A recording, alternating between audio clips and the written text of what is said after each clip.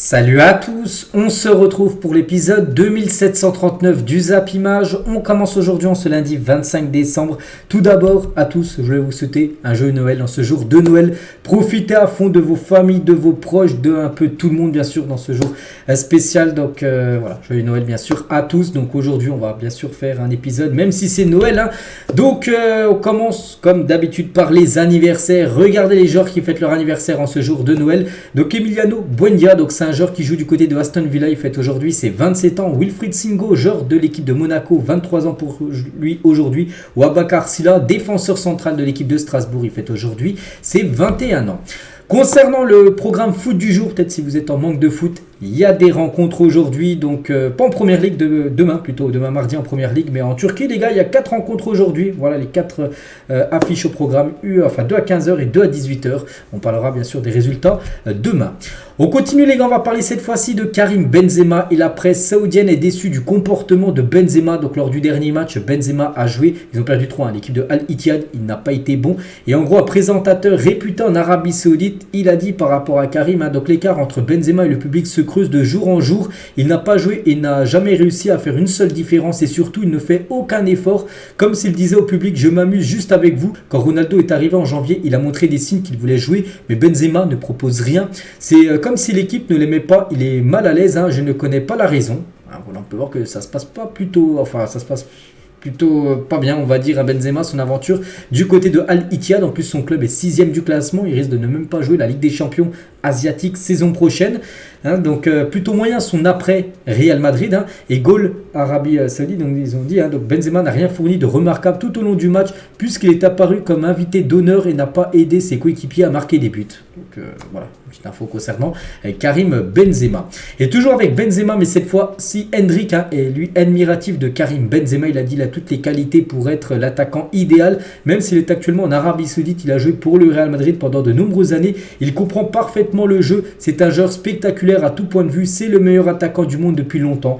Voilà, surtout par rapport à son passé au Real Madrid. On sait que là, c'est un peu plus délicat, comme on a parlé juste avant, du côté d'Al Ittihad. Mais il ne faut pas oublier, bien sûr, le joueur exceptionnel qui est Karim Benzema.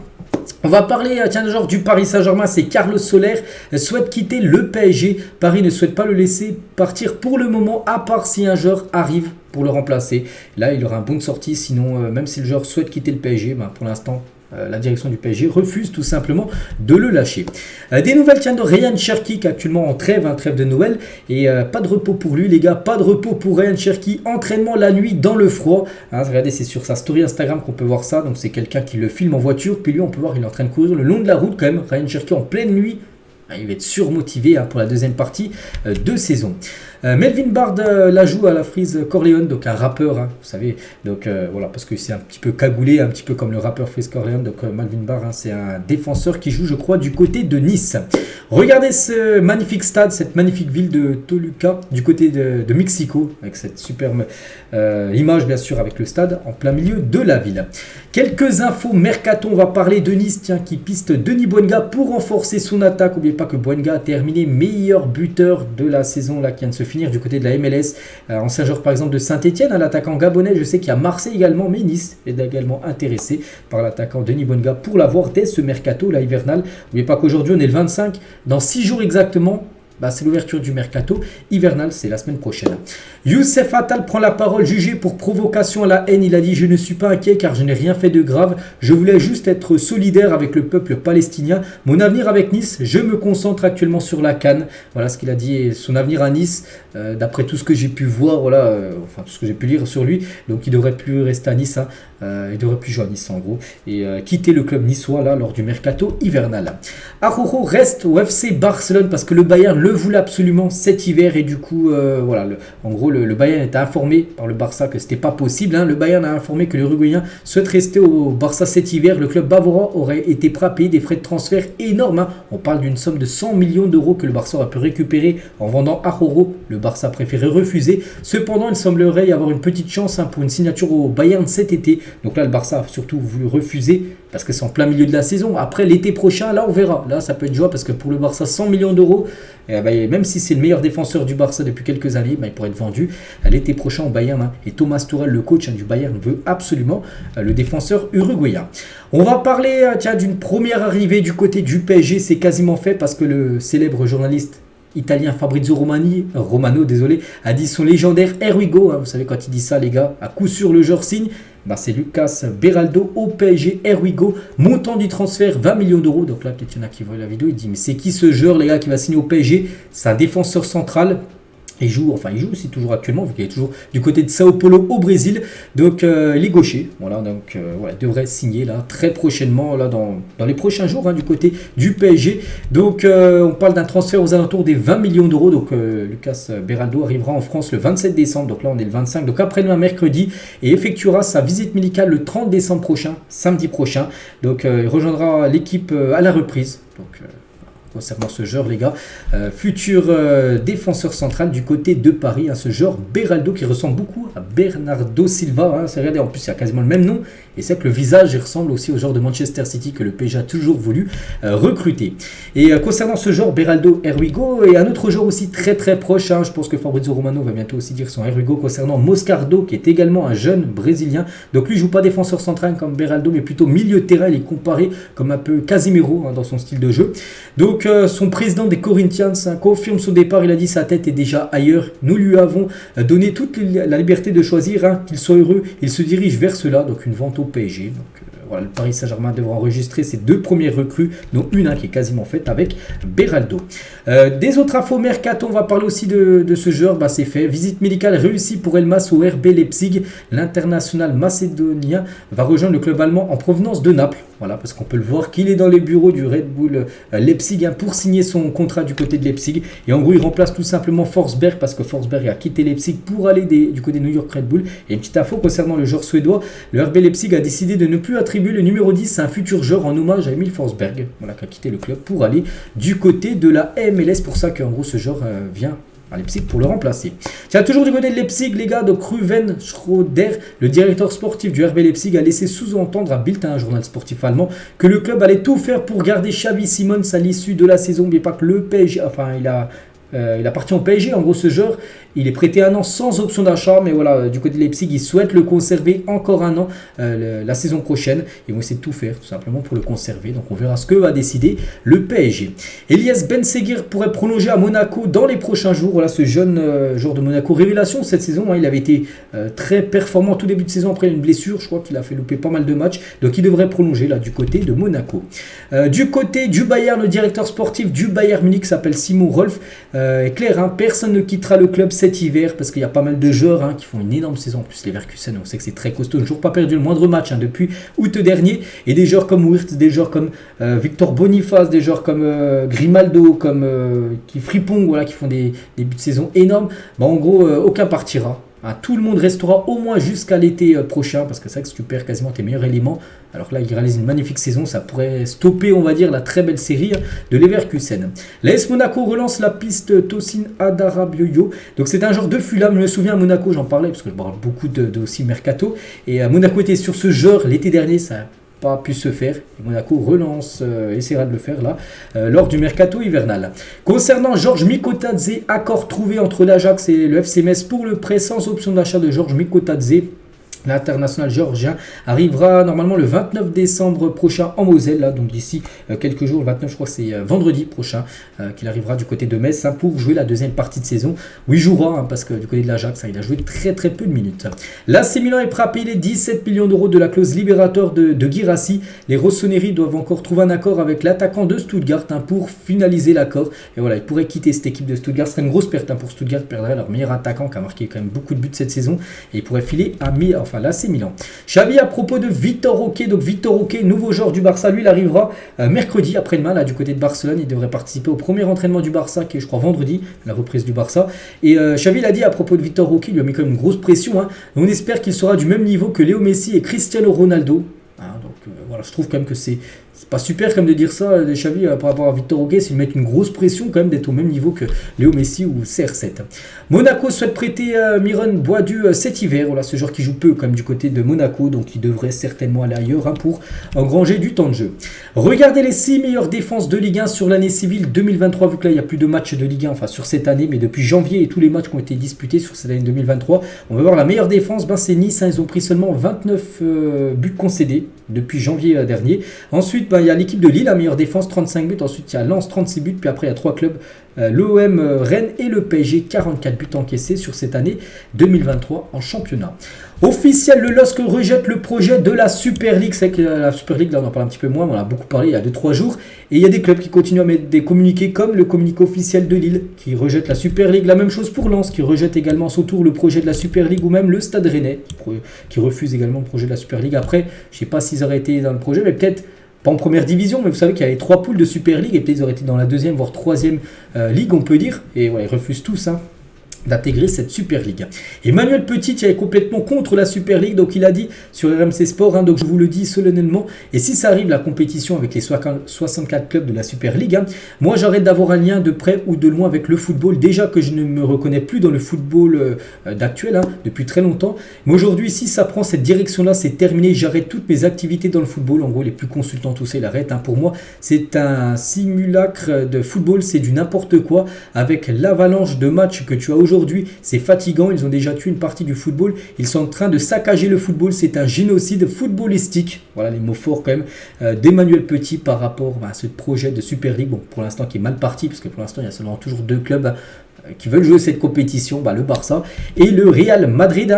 Et à travers un like, il y a Ronaldo CR7 laisse entendre qu'il est contre la Super League, parce que le post liké par CR7, s'il vous plaît, ne nous retirez pas nos rêves, ne laissez pas la Super League se créer, laissez-nous et tous les petits clubs continuer de rêver. Et en gros, ce post, Ronaldo l'a liké, donc c'est-à-dire qu'il approuve, il valide en gros ce mot, cette phrase tout simplement voilà, que cette Super League en gros, il espère en gros qu'elle ne soit jamais créée. Et toujours avec la Super League, de Rummenigge, qui est le président du Bayern Munich, il a dit la Serie A deviendrait la Série B et la Bundesliga, la 2e division. Et savez-vous pourquoi ils font tous cela? Pour nuire à la Première Ligue qui gagne plus parce que c'est mieux. Le Real Madrid et le Barça, donc les 2 clubs qui sont en Super League, veulent nuire à la Première Ligue. C'est pourquoi ils ont inventé ce tournoi, pour nuire tout simplement au championnat anglais et surtout par rapport à l'argent, parce que c'est que le Real et le Barça prennent beaucoup d'argent. En Angleterre, les gars, vous savez, avec les droits TV qui sont énormes, bien plus que ce que peut toucher le Barça et le Real Madrid avec les droits TV. Et ça passe pas, on peut dire, pour le Real et le Barça. Et Anas Lagrari, cofondateur de A22, donc promoteur de la Super League, raconte que des clubs européens ne ferment pas la porte au projet en privé.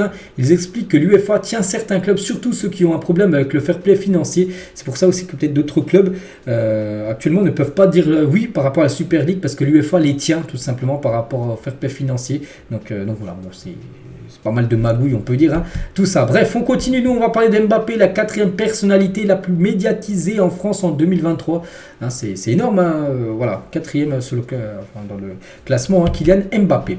Vous vous souvenez de Jens Lehmann, ancien gardien allemand, il avait gaulé à l'époque, je crois, vraiment à l'époque du côté d'Arsenal, il y a pas mal d'années. Eh bien, il vient d'être condamné à une amende de 420 000 € car il s'est attaqué au garage de son voisin avec une tronçonneuse car des poutres lui gâchaient la vue. Il a disjoncté, il a pris la tronçonneuse et il est parti couper les poutres de son voisin, de sa maison, parce qu'en gros ça gâchait la vue. Donc voilà, concernant ce gardien allemand. Léo Messi, donc il y a quelques jours je vous ai dit que Léo Messi, il avait atteint ce jour-là, donc en 2012, les 91 buts, et un petit rappel, Messi 91 buts, Dortmund, toute l'équipe cumulée, c'est en 2012 88 buts, le PSG, toute l'équipe cumulée en 2012, c'est 86 buts, c'est fou. Par exemple, Ronaldo, c'était 63 buts en 2012, qui était énorme. Par exemple, là, les meilleurs buteurs, c'est Harry Kane et Mbappé, soit 52 buts. Donc voilà, Ronaldo fait mieux. Voilà, on peut voir Messi 91, pour comparer aussi avec d'autres joueurs, même des équipes. Ce qu'avait réalisé Léo Messi. Ibrahimovic, il a dit les Français sont réputés pour leur arrogance et il me qualifie d'arrogant, donc je dis qu'ils auraient dû être fiers parce que je représentais parfaitement la France. Voilà ce qu'a pu dire Ibrahimovic par rapport à la France quand il a joué en Ligue 1 du côté de Paris.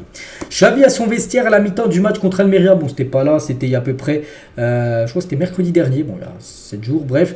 5 jours plus tôt, donc je veux que vous couriez comme des cochons. N'oubliez pas qu'ils n'ont pas fait une bonne première mi-temps. Bon, ils ont gagné le match 3-2, mais bon, ça a été très délicat. Et Xavi a ensuite visé Robert Lewandowski, parce que Lewandowski actuellement c'est un flop total du côté du Barça. Et il a dit, on va voir si tu te mets à courir pour une putain de fois. Voilà ce qu'il lui a dit. Il a visé vraiment Lewandowski, il n'a pas dit ça à l'ensemble de l'équipe. Il a regardé Lewandowski, il a dit, j'espère que tu vas courir enfin, avec ces mots-là. Donc voilà, il est un petit peu mauvaise par rapport à Lewandowski, par rapport au surrendement. Seulement 9 buts pour Lewandowski, toute compétition confondue depuis le début de saison. C'est pas digne de Lewandowski, les gars. Quand on compare par exemple à Harry Kane, il est déjà 24 buts. Donc Lewandowski, les gars, il n'est pas du tout dans ses standards normalement. Rien avec le Barça, les gars, bon, c'est le photomontage, mais par exemple, un Barça 2009 où c'était bien sûr l'équipe redoutable, l'équipe à battre. 2015, bon, ça commence à être un petit peu sous le déclin, mais le Barça en 2015 a encore remporté la Ligue des Champions là en 2023. Même s'il y a la Liga remportée la saison dernière, par exemple en Europe, on sait que le Barça, on sait qu'ils ne sont pas à la hauteur. Par exemple, les 2 dernières années, ça a été élimination dès les phases de poule. Et toujours avec le Barça est menacé d'exclusion de la Ligue des Champions en raison d'une violation du fair play financier. L'UEFA devrait se rendre sa décision dès le mois de février. 9 grands clubs, dont le PSG et Manchester City, sont également dans le viseur de l'UEFA. D'après le journal Marca, attention, parce qu'on sait que le fair play financier, il faut le respecter. Si tu ne le respectes pas, tu peux être sanctionné tout simplement d'amende, mais surtout d'exclusion de compétition européenne. Et voilà, pas mal de clubs, 9 clubs, dont le Barça, eux, qui sont très mal, on peut dire, dans ce fair play financier. D'après certains journalistes, donc les bilans du club sont un chaos du côté du Barça.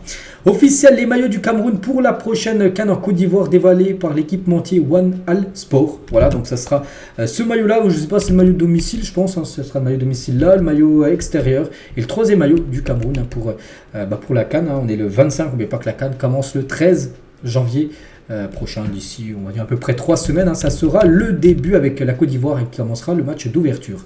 Regardez à quoi devrait ressembler cette fois-ci le maillot de Liverpool domicile pour la saison prochaine. Bon, toujours couleur rouge, voilà, ils restent dans leur couleur standard et toujours avec le sponsor Standard Chartered, je crois, qui est une banque du côté de l'Angleterre. Donc voilà, quoi devrait ressembler le maillot des Reds saison prochaine. Officielle, la programmation de la 19e journée de Ligue 1. On connaissait déjà les affiches, mais pas quand le match quand il allait se jouer. Donc le match le vendredi, vous savez, en Ligue 1, il y a toujours un match le vendredi. Donc vendredi 26 janvier, ça sera Lyon contre Rennes à 21h. Le samedi à 17h, il y aura Nice-Metz et le soir, ça sera Marseille-Monaco le samedi soir. Le dimanche à 13h, ce sera Montpellier-Lille et ça finira avec le PSG le dimanche soir à 20h45 sur Amazon Prime contre Brest. Ce sera le gros match de cette 19e journée. La saison 2011-2012 d'Eden Hazard a seulement 20 ans et c'était sûrement l'une des meilleures saisons qu'un joueur ait réalisé en Ligue 1. Il avait 38 matchs, donc une saison de Ligue 1, 20 buts, 15 passes D à 20 ans. C'est exceptionnel, donc décisif sur 35 buts en 38 matchs. Donc meilleur joueur de l'année, 2e fois consécutive. Il prenait tellement de plaisir à humilier ses adversaires, mais aussi à faire gagner son équipe. C'était magique de le voir jouer à cette époque-là. C'était la version quasiment prime, même quand il a rejoint Chelsea, c'était prime, puis après ça a été un petit peu en dessous, puis après on sait le flop qu'il a eu du côté du Real Madrid. Antoine Griezmann souhaiterait quitter Puma en fin de saison. Griezmann pourrait alors signer un contrat avec Decathlon. La marque française est en effet sur le point d'équiper un grand joueur international français de football, donc ce ne serait pas Decathlon, on peut dire son sponsor, mais plutôt Kipsta, qui est le sponsor de Decathlon en gros. Donc voilà, concernant Antoine Griezmann. Manchester City et Girona, tous les deux détenus par City Football Group, risquent de ne pas pouvoir disputer la Ligue des Champions. En même temps, si les deux équipes se qualifient pour la compétition la saison prochaine, selon les règles actuelles de l'UEFA, parce qu'un propriétaire de deux clubs ne peut pas avoir ces deux clubs en gros dans les mêmes compétitions. Et Girona qui est bien parti quand même pour se qualifier en Ligue des Champions, il faut qu'ils finissent dans les 4 premiers, actuellement son 2e, même nombre de points que le Real Madrid.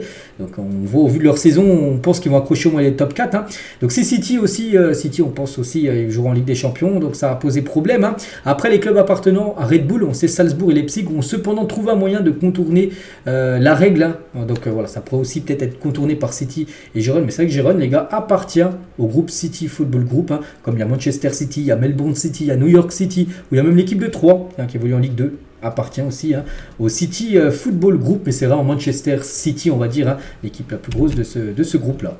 La pelouse du stade de Korhogo, où sera placé le groupe E pour la CAN 2024, on peut voir quand même que la pelouse est impeccable. Hein. C'est vrai que souvent, du côté de l'Afrique, on se plaint des pelouses qui ne sont pas bonnes. Bah là, il n'y a rien à dire. Les gars, regardez, la pelouse, elle est parfaite, hein, bien sûr, pour la CAN qui démarre, j'ai dit, hein, d'ici à peu près 3 semaines. Kylian Mbappé qui était fan de Cristiano Ronaldo à l'époque, hein, on peut le voir avec Ronaldo, il était tout content. Après, Ronaldo et Mbappé, ils ont joué ensemble, tout ça. Puis maintenant, le fils de Ronaldo, on peut voir chez lui, et il porte le maillot de Kylian Mbappé, bien sûr. C'est son idole, hein, Kylian. Toujours tiens avec Cristiano Ronaldo, est le seul joueur de l'histoire à avoir terminé meilleur buteur de 3 gros championnats, donc la Première Ligue avec Manchester United, de la Liga avec le Real et de la Serie A avec la Juventus Turin. Cristiano Ronaldo, quel joueur, hein, bien évidemment, hein, considéré comme peut-être premier, deuxième, tout dépend, mais voilà, il est dans le top 2, voire top 3 des plus grands joueurs de l'histoire du football. Cristiano Ronaldo est toujours avec lui, ou même les clubs espagnols en général, hein. Donc depuis la saison 2001, donc, les clubs de la Liga ont disputé 18 finales de Ligue des Champions et de Ligue Europa contre des clubs non espagnols. Ils ont remporté les 18 finales, c'est fou. Voilà, par exemple, je sais pas, tiens, une dernière finale, Ligue des Champions entre un club espagnol et un club anglais, c'était les Liverpool contre le Real. Le Real s'est imposé contre Liverpool, on se souvient 0. Donc 18 finales, 18 victoires, hein, pour les clubs espagnols contre les clubs non espagnols depuis 2001 en finale. Suspendu de toutes les compétitions de l'UEFA et de la FIFA depuis février 2022 par rapport, vous savez, la guerre. Donc la fédération russe a voté contre son transfert de la Confédération européenne à l'AFC, rapportent les agences de presse russes. Donc en gros, ne joueront plus maintenant en Ligue des Champions, enfin avec les compétitions UEFA, mais plutôt avec les compétitions asiatiques. AFC, c'est la Ligue des Champions asiatiques, tout ça. Donc voilà, parce qu'ils ne peuvent plus jouer, on sait, hein, avec les compétitions UEFA. Marco Reus, 34 ans, serait soupçonné de mener une fronde interne contre son entraîneur Edin Terzic. Ça veut dire, en gros, il aimerait qu'il se fasse virer, hein, son coach. Hein. Il aurait remis en cause la manière de jouer de Terzic directement auprès de ce dernier, mais aussi du directeur général Watzke. Et du coup, c'est quoi l'issue de tout ça? C'est que Terzic reste en poste malgré la contestation de certains joueurs, dont Marco Reus, comme j'ai dit, hein, qui maintenait quelque chose pour virer l'entraîneur. Du coup, le coach reste quand même important. Marco Reus, il a quand même de l'influence, hein, du côté de Dortmund. But en équipe de France au moment de leur 25e anniversaire. Donc aujourd'hui, on est le 25, donc c'était il y a 5 jours. Hein, je dis c'était le 20 décembre, c'était l'anniversaire de Kylian Mbappé. Mais bon, il n'a pas rejoué avec l'équipe de France, mais on peut voir qu'Mbappé, il a déjà 46 buts à 25 ans. Et l'ancien meilleur buteur à 25 ans en équipe de France, c'était Jean-Nicolas. Je ne sais même pas qui c'est. C'est vrai que le premier coup, j'entends parler de ce joueur. Il était à 21 buts en équipe de France. Donc voilà, Mbappé est déjà largement en avance, hein, par rapport à ses poursuivants. Tiens, toujours avec Kylian Mbappé, il figure dans le 11 type de la mi-saison en Ligue 1 sur toutes les journées qui ont été jouées là depuis le début de saison. Et le journal L'équipe a fait une moyenne en gros. Donc Mbappé, les gars, en attaque avec 3 Parisiens, donc Dembélé et Achraf Hakimi, donc à couloir droit, hein, voire Todibo, Dante ou Barthes, hein, 3 Niçois, mais pas que Nice, hein, réalise un gros début de saison en défense, hein, restait le gardien, Bentaleb, Lesmelou en milieu de terrain, ou même Del Castillo, un joueur de Brest, ou Golovin au milieu de terrain. Donc voilà, concernant les meilleurs joueurs depuis le début de la saison. Quand Léo Messi a été aperçu au gymnase en train de regarder ses propres moments forts sur le tapis roulant, donc il était en train de faire un footing, et il regardait la télé ses buts tout simplement. Une photo, on peut dire, légendaire. Sur la première partie de saison 2023-2024, l'affluence moyenne de la Liga est en dessous de la deuxième division allemande, donc ça c'est pas super, hein. Donc en Bundesliga, c'est où il y a le plus de monde dans les stades, à peu près 39 571 spectateurs en moyenne. En première ligue aussi pas mal, en Serie A 30 000, en Liga 28 800, en Bundesliga 2, deuxième division 28 300 et en Ligue 1 26 929. Bon, après il y a des stades où il y a souvent beaucoup de monde, hein, comme le stade, je sais pas, du Parc, hein, le Parc des Princes, quasiment guichet fermé, l'OM aussi, guichet fermé. Du côté aussi de Lens, tout ça, il y a pas mal de monde. Et voilà, des stades, ça fait chuter, comme Monaco, les gars. Monaco avec des affluences à 6000 personnes, c'est ce qui fait chuter tout simplement, c'est les influences de Ligue 1. Et c'est pour ça qu'on est aussi loin dans ce classement. Regardez une photo, donc on cherchait des photos en rapport avec Napoléon dans le foot et on est tombé sur ce shooting datant de 2007 avec Franck Ribéry en mode Napoléon. Voilà, une petite photo, je pense que vous n'avez jamais vu, hein, de Franck Ribéry. Regardez cette photo d'Ocaland injured, c'est-à-dire blessé, d'Ocaland blessé, De Bruyne, Grealish, Bernardo. Donc à chaque fois une solution, les gars, c'est Julian Alvarez, les gars, qui répond toujours présent quand il doit dépanner. Il dépanne, puis il dépanne souvent même très très bien. N'oubliez pas qu'il a été double buteur lors de la finale de la Coupe du Monde des clubs un vendredi dernier, même meilleur joueur de cette finale. Donnarumma, il a dit être gardien du PSG est le plus beau métier au monde, mais c'est aussi le plus difficile, hein. Quand tu commets une erreur, ça devient compliqué. Quand tu es gardien, si tu fais une erreur, ça mène souvent à un but. contre. Hein.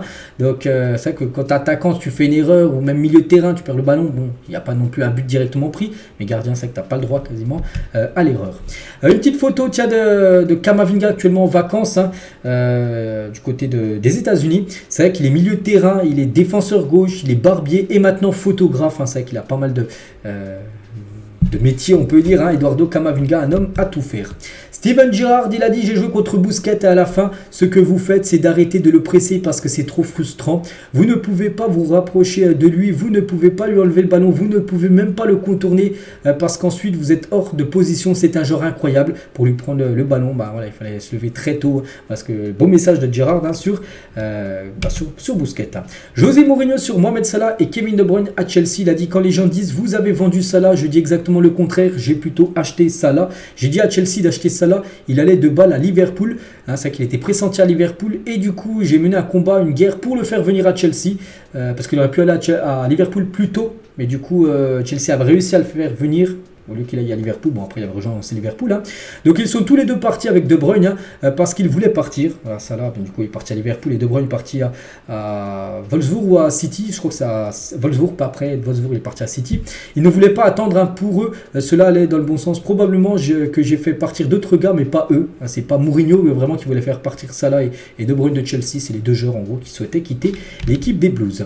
La collection de maillots de Luciano Spalletti, le coach de la sélection italienne, ancien coach de Naples, a remporté la saison dernière le championnat. Regardez toutes ces collections de maillots avec, bon je vais pas citer tous les joueurs, mais on peut voir des très très grands footballeurs.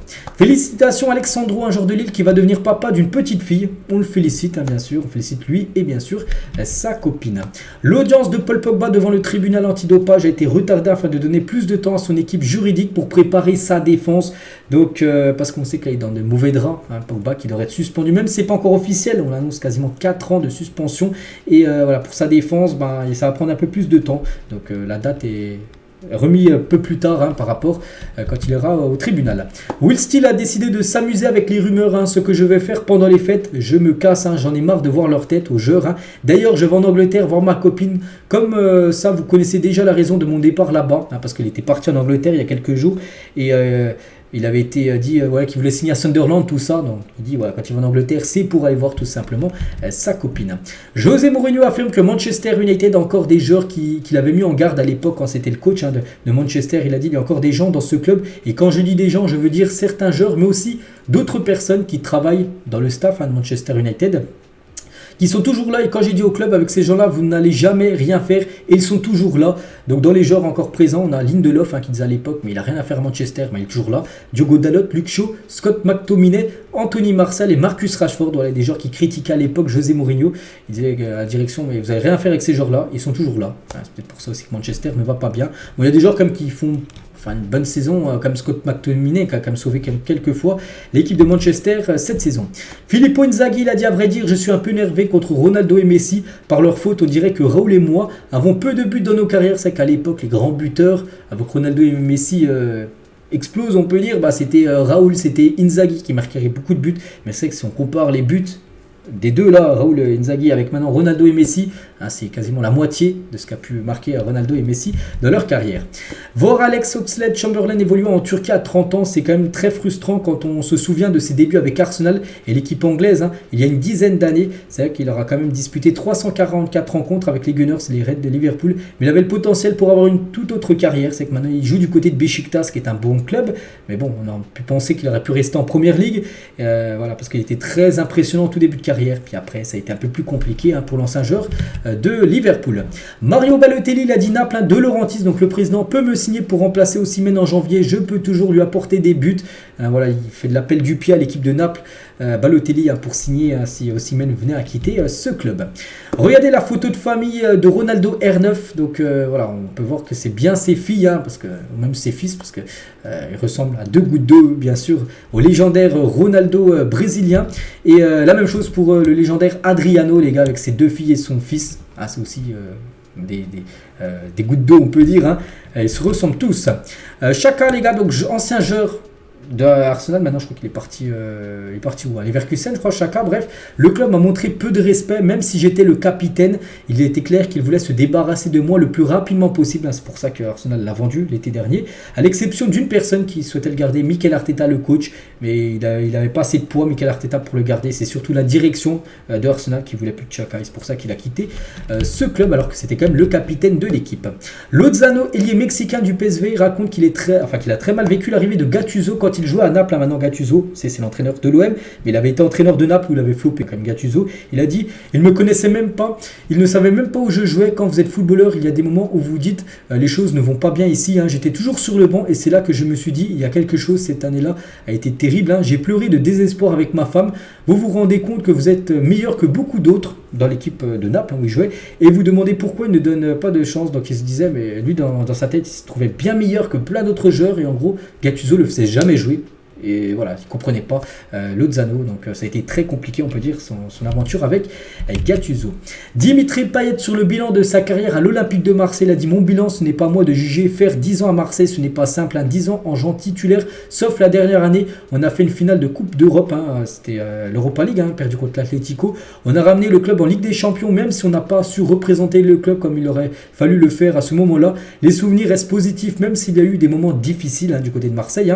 Au final, le bilan est plutôt positif, même s'il manque une ligne écrite du palmarès sur cette page, parce qu'il n'a rien gagné, 0 trophée à Marseille. C'est indéniable. C'est peut-être mon plus grand regret aujourd'hui de n'avoir rien gagné du côté de Marseille. C'est vrai qu'on parle souvent de son palmarès inexistant, mais il nous a tellement fait kiffer ce joueur, bien sûr. Donc voilà, concernant Payet, donc il trouve son bilan plutôt bon. C'est vrai qu'il a été plutôt performant malgré, je dis, ce bilan, ce palmarès de 0 du côté de Marseille.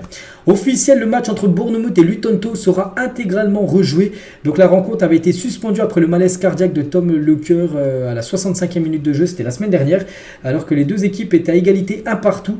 Et souvenez-vous, j'aurais été crise cardiaque, tout ça, on a eu très peur. Heureusement, il s'en est sorti.